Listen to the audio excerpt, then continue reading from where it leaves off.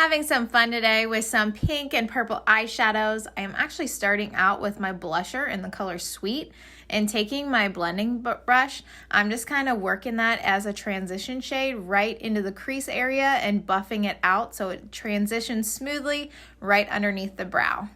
Taking little circular motions, just kind of working it back and forth.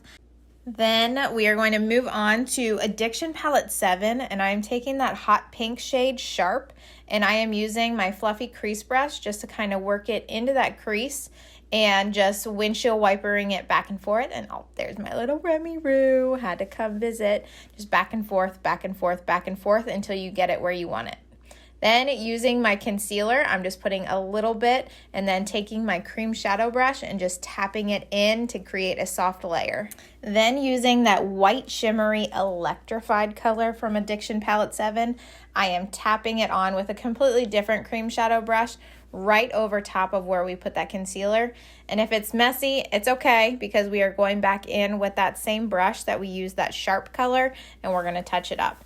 And oh, it got so fast. We are taking that purple influenced color from the Addiction Palette 7 and also creating some more dimension and depth and just layering that on and bringing it down underneath as well, where we put some of that pink under along the lower lash line. And then again, just touching up some of that electrified color. And as you can tell, I go back and forth a lot between colors, just making sure everything is nice and transitioned. So that is how I have done this. And then again, touching up the bottom. And then I love using electrified right in that inner crease just to kind of open things up, and then very, very lightly up under the brow. Blend everything out one more time. Add some lash primer onto those bad boys and just make sure everything is nice and coated. Look at those. And then I am taking my 4D mascara and I am just going to kind of work that on, let it dry for a hot second, and then put on another coat, just making sure that I am getting everything nice and covered and really pushing back on those lashes to get that bend and that curl. That is huge for little lashes like mine.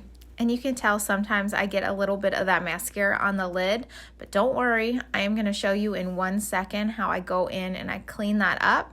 Look at those. Oh my goodness. And then don't forget the lower lashes. You got to put a little dusting on there. And then taking that cream shadow brush with a little bit of that electrified, I'm just cleaning up where I had the mascara on my lid. And now I'm going to show you guys a quick lip trick. I am going outside my lip line right along that ridge with this nude lip color. This is Prudent liner. It is no longer available, but I absolutely love it, and I actually stocked up on it because I loved it so much. It's just perfectly nude and neutral, and I can wear it with just about everything. And then Hottie lip plumper, topping just a little bit with that.